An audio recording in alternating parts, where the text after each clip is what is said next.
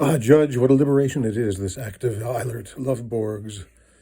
Liberation, Mrs. Hedda? Well, yes, for him. You could certainly say he's been liberated. I mean, for me. It's liberating to know that there can still be a free and courageous action in this world, something that shimmers with spontaneous beauty.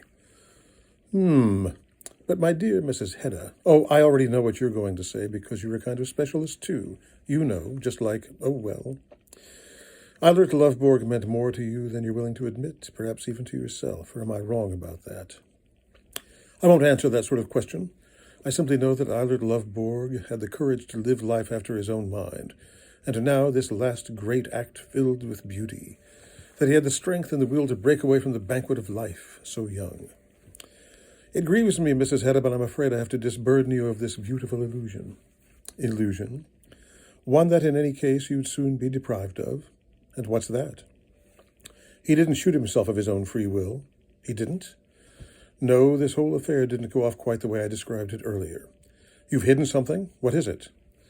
For poor Mrs. Elvsted's sake, I did a little editing here and there. Where? First, the fact that he's already dead. In the hospital? Yes, without gaining consciousness. What else did you hide? That the incident didn't occur in his room. Rather, he was found shot in Mademoiselle Diana's boudoir. That's impossible, Judge. He wouldn't have gone there again. He did. He went there demanding something he said they'd stolen from him. Kept raving about a lost child. Ah, so that was it. I thought perhaps that might be his manuscript, but I hear now he destroyed that himself. So it must have been his wallet. I suppose so. Then that's where they found him?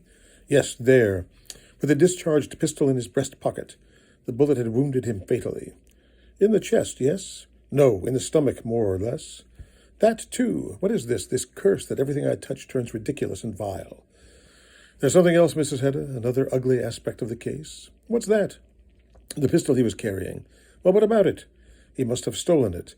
That's not true, he didn't. It seems impossible otherwise. He must have stolen it. Shh. Why necessarily that? Because every other explanation would seem impossible, Mrs. Hedda. I see. But of course Eilert Lovborg was here this morning, wasn't he? Yes. Were you alone with him? Yes, briefly. Did you leave the room while he was away? No. Consider, you didn't leave, even for a moment. Well, yes, perhaps just for a moment into the hall. And where did you have your pistol case? I had put it away. Yes, Mrs. Hedda. It was lying over there on the writing table. Have you looked since to see if both pistols are there? No. No need to. I saw the pistol. Lovborg had it on him. I knew it immediately, from yesterday and other days, too. Do you have it, maybe? No, the police have it. What will they do with it? Try to trace it back to the owner. Do you think they'll succeed? No, Hedda Gabler, as long as I keep quiet. And if you don't keep quiet, what then? Counsel could always claim that the pistol was stolen. I'd rather die. People say such things, but they don't do them. And what then if the pistol wasn't stolen and they found the owner? What would happen? Well, Hedda, there'd be a scandal. A scandal? A scandal, yes, the kind you're deathly afraid of. Naturally, you'd appear in court, you and Mademoiselle Diana. She'd have to explain how the whole thing occurred, whether it was an accident or homicide. Was he trying to pull the pistol out of his pocket to threaten her? Is that why it went off? Or had he torn the pistol out of his hand? Had she torn the pistol out of his hand, shot him, and slipped it back in his pocket again? It's rather like her to do that, you know. She's a powerful woman, this Mademoiselle Diana. But all this sordid business is no concern of mine. No, but you'll have to answer the question.